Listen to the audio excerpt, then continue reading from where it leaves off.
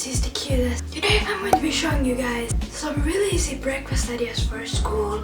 So these are just very quick and healthy. Can you come here?